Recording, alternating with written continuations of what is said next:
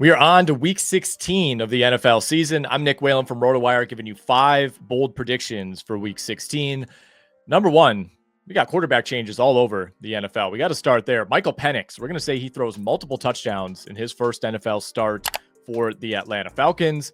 And we got new starters in Cleveland, Tennessee, New Orleans, maybe Seattle, Kansas City, depending on some injury news. But all of those situations pale in comparison to the intrigue surrounding the Atlanta Falcons, where Penix will officially take over for Kirk Cousins this week.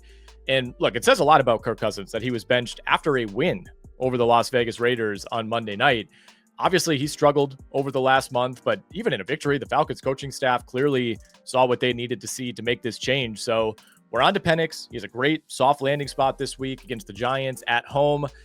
I do want to temper expectations overall, right? I'm as excited as anybody to see Michael Penix, but we do need to keep in mind this is his first NFL start. You know, he's seen a smattering of action late in games this season, but nothing compared to what he's going to see in week 16.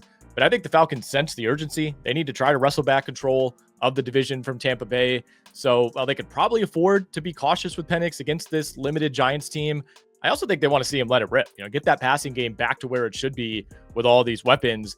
Fantasy-wise, the Giants have not necessarily been the gold mine that you might think for how bad this team has been. They're about middle of the pack in terms of fantasy points allowed to quarterbacks, but a lot of that is due to blowouts, teams taking run-heavy approaches.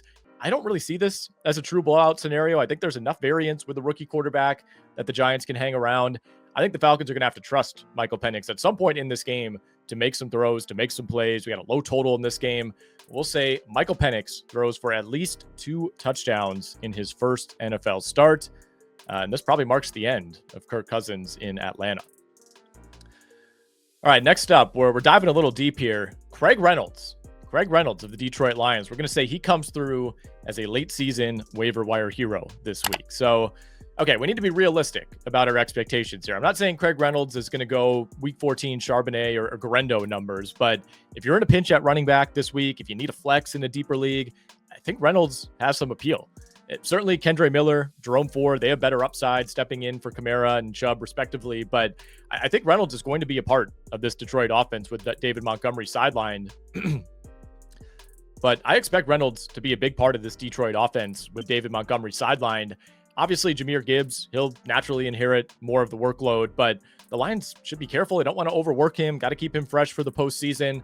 Last year, Reynolds saw plenty of action early in the season when both Gibbs and Montgomery each missed 2 games. Reynolds logged 2 double-digit carry games. He finished well above 5 yards per carry in 3 of those 4 games in which he appeared.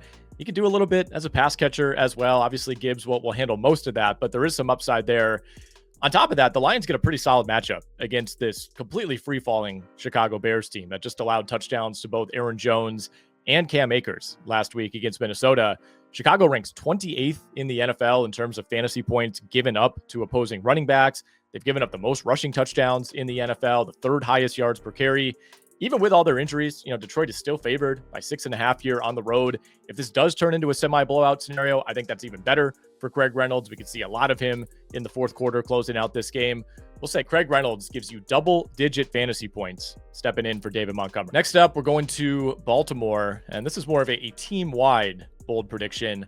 Lamar Jackson and the Ravens blow out the Pittsburgh Steelers on Saturday afternoon. So as you can tell, I love the Ravens this week. They got a chance to exact some revenge for that ugly Week 11 loss in Pittsburgh.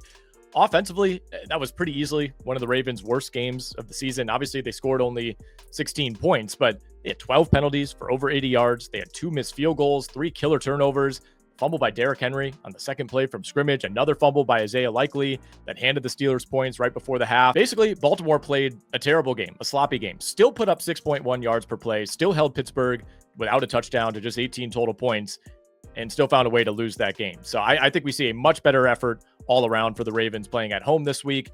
I know the Steelers could be getting George Pickens back. You know, the news on TJ Watt has been positive. I don't care. This is a Ravens spot. Pittsburgh has put up 163 and 267 total yards in the last 2 games. Pickens helps, but he doesn't solve everything. I think the Ravens come in focused. They got a chance to kind of grab back control of the AFC North. Lamar plays another stellar game. Derrick Henry gets going. The Ravens roll over the Pittsburgh Steelers, win this game by at least 2 touchdowns. All right, for our 4th bold prediction for week 16, We're going to Jags Raiders. Jaguars Raiders is the surprising fantasy shootout of the weekend. Look, it's week 16. All right, we're getting down to the nitty gritty. Let's have some fun here. Jags Raiders, incredibly meaningless game in the grand scheme of the 2024 season. Could not be less meaningful, save for some pretty important draft implications for both of these teams, especially Vegas.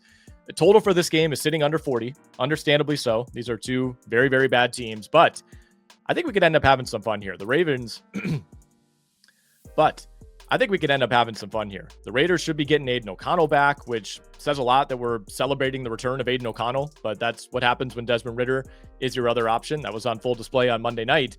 I think O'Connell's going to have a chance to pile up yards, hit some big plays against the NFL's worst pass defense, a team that's given up 27 points per game, just gave up like 130 yards to Devontae Adams in 4 minutes at the end of that loss last week to the Jets. And keep in mind, Aiden O'Connell did throw for over 300 yards on the Kansas City Chiefs just a couple of weeks ago. He's not afraid to huck that ball around. And how about the Jags? 421 yards of offense last week on the Jets. Mac Jones almost threw for 300. He was feeling himself. He's strutting around. He's running the ball. He's getting in guys' grills. He's seemingly found this connection with Brian Thomas. Brenton Strange all of a sudden is a feasible fantasy tight end to use this week.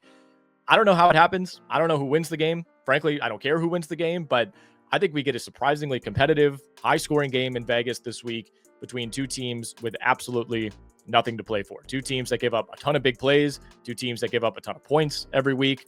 Aiden O'Connell, Mac Jones, it's all laid out in front of us, a shootout in Las Vegas on Sunday. Brock Bowers gets his, Jacoby Myers gets his, Brian Thomas eats. This ends up being the surprise. Yeah, that was actually kind of fun game of week 16. Our fifth and final bold prediction. We got to do it. We got to speak it into existence. This is the week Trey McBride finally finds the end zone. Not once, but twice, as the Arizona Cardinals win in Carolina. One touchdown, not bold enough. Two, we're stepping it up a little bit here. So coming into the week, Trey McBride is up to 89 catches on 116 targets. And of course, not a single one of those has gone for a touchdown. The Cardinals, to their credit, I thought put in a good faith effort last week against New England. They tried to get McBride a touchdown, threw him a little shovel pass inside the 5, came up about 5 inches short. And of course, James Conner runs it in on the next play. McBride has drawn 17 targets in the red zone this season. That is third among tight ends. The two tight ends ahead of him in targets, Kelsey and Kittle, have combined for 10 touchdowns on their red zone targets. If we open this up to wide receivers, 13 receivers have been targeted at least 15 times in the red zone this season. All 13 of them have multiple touchdowns on those targets. 12 of the 13 have at least 3 touchdowns. So we are looking at one of the crazier statistical anomalies in recent memory.